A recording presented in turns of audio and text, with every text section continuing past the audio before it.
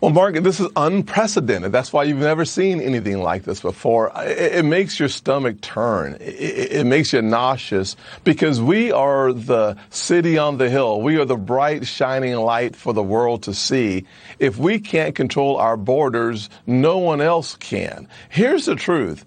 We had a president under President Trump that wanted to secure our border. I supported and voted for more resources to build a wall so that you can control the inflow into your country. The fact is that the Remain in Mexico policy saw the border crisis plummet, the border crossings plummet. But under the Biden administration, this is a Biden-made disaster. And it's not just, Mark, a crisis around immigration. From my perspective, and I hope you agree with me, from my perspective, this is first a national security crisis.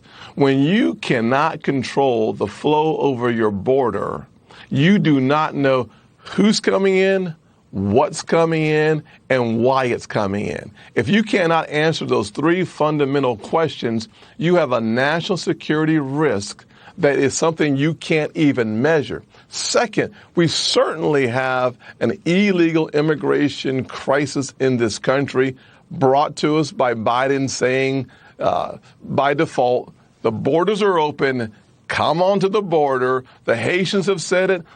People from other countries have said the exact same thing, that we're coming to the border because the President of the United States has sent the signal that that is welcome, an opportunity to come across. And here's what we know.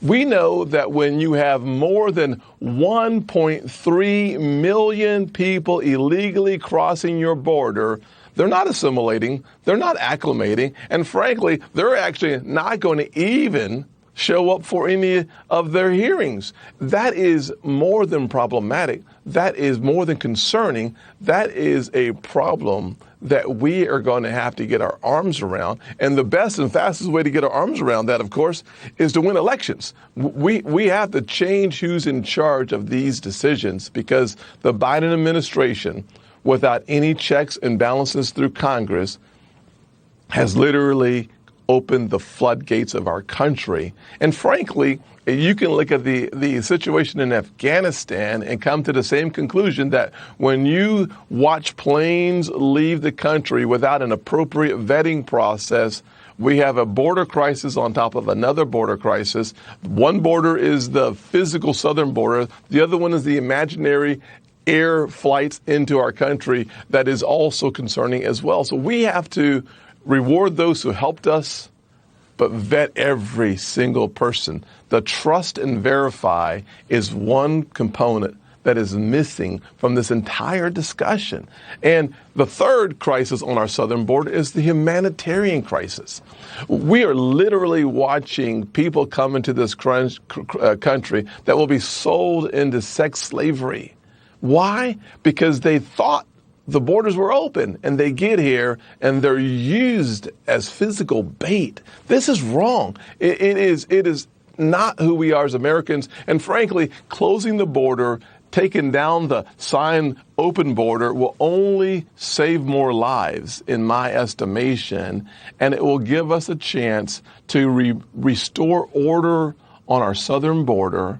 We, of course, support the legal process of coming to our front door, petitioning in the right way to get in our country, but we should never support having no rules on any border and letting anyone in that has not been fully vetted. And frankly, hearing people from other countries threaten our Border Patrol agents and having our president not respond to it is another crisis of his making.